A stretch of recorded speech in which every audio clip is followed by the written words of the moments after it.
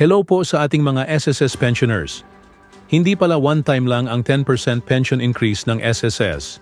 Bahagi ito ng isang 3 taong programa na unti-unting magdadagdag sa buwanang pensyon. Nagsimula ito noong Setyembre 2025.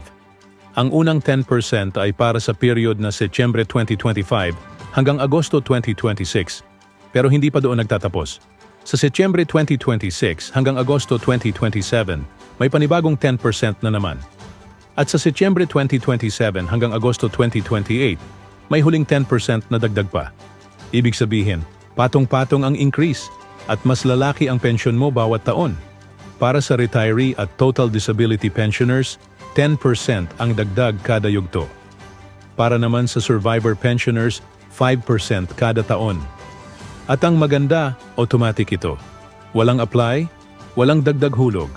Kaya i-share mo ito para malinawan ng iba at iwas fake news.